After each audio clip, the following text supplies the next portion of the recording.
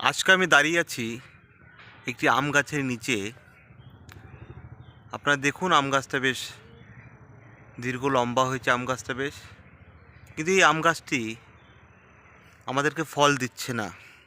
এই ফল না দেওয়ার পেছনে কতগুলো কারণ আজকে আমি পর্যবেক্ষণ করছি। দেখুন, আম গাছটির চারপাশে প্রচণ্ড প্লাস্টিক পড়ে আছে। এই প্লাস্টিকগুলি, কিছু কিছু প্লাস্টিক দেখা গিয়েছে যে আম গাছের নিচে, একদম শিকড়গুলোর নিচে রয়ে গেছে, যার কারণে এই আম গাছটি ঠিকঠাকভাবে কিন্তু জল নিতে পারছে না, জল শোষণ করতে পারছে না। আর জল শোষণ না করতে পারলে গাছটি কীভাবে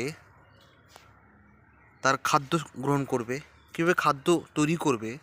আমরা জানি গাছের পাতাকে রান্নাঘর বলা হয়, কিন্তু গাছের পাতাকে রান্না করার জন্য যে সমস্ত র মেটেরিয়ালসগুলো প্রয়োজন, যেগুলো জল, মাটি, সূর্যের তাপ, এগুলো কিন্তু পাচ্ছে না ঠিকঠাক এই গাছগুলো। যার ফলে গাছটা অনেকটা বড় হলেও এই গাছ থেকে আমরা কিন্তু ফল পাচ্ছি না। তা সার্টেনলি আজকে আমি গাছের চারপাশটি পরিষ্কার করেছি, পরিষ্কার করে জল দিয়েছি, এবং পরিষ্কার করতে গিয়ে আমার চক্ষু চড়ক গাছ হয়ে গেছে। কারণ গাছের চারপাশে প্রচণ্ড প্লাস্টিক। তাই প্লাস্টিকগুলোকে দেখুন, চারপাশের প্লাস্টিকগুলোকে একটু আমি পরিষ্কার করেছি, আরও কিছুটা করতে হবে, এবং করে জল দিয়েছি। তাই বন্ধুরা, আমরা জানি গাছ আমাদের জীবনে কতটা গুরুত্বপূর্ণ। কারণ গাছ আমাদের অক্সিজেন দেয়, অক্সিজেন ছাড়া তো মানুষ বাঁচতে পারবে না। এবং দীর্ঘদিন দেখা যাচ্ছে যে পৃথিবীর তাপমাত্রা দ্রুত বেড়ে চলেছে।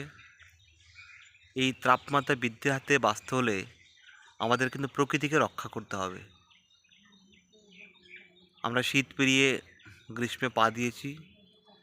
এই যে গ্রীষ্মের দাবদাহ আমরা অনেকে হয়তো সহ্য করতে পারবো না। সেই সময়টা আমাদের মনে হবে যে প্রকৃতি কতটা আমাদেরকে বন্ধু, আপন বন্ধু। যাই হোক বন্ধুরা, প্রকৃতির রক্ষা করুন, মানব সভ্যতাকে রক্ষা করুন, এবং গাছের যে গুরুত্ব সেটাকে বোঝার চেষ্টা করুন। এবং একই সঙ্গে বন্ধুরা, যে প্লাস্টিক, যে পিভিসি পলিমার দিয়ে তৈরি প্লাস্টিক, আমরা জানি যেটা কখনো ধ্বংস হয় না। প্লাস্টিক যেমন পোড়ালে একই সঙ্গে বায়ু দূষণ হচ্ছে, প্লাস্টিক আমরা যেখানেই ফেলছি না কেন সেই জায়গাটিতে নতুন চারাগাছ বের হতে পারছে না। এর জন্য আমাদের কি করতে হবে বন্ধুরা? আমরা যতটা পারি প্লাস্টিকের ব্যবহারটা কমাতে হবে। প্লাস্টিকের ব্যবহারটা কমিয়ে আমাদের একটি সুন্দর বাস্তুতন্ত্র তৈরি করতে হবে, এবং প্রকৃতিকে বাঁচাতে হবে। প্রকৃতি ছাড়া কিন্তু আমাদের মানব সভ্যতার কোনো অস্তিত্বই থাকবে না। তাই বন্ধুরা, প্রকৃতিকে বাঁচান, যে সভ্যতাকে বাঁচান, একটি সুন্দর মানব সভ্যতা গড়ে তুলুন। Thank you so much, thank you so much, love you so much my dear friend.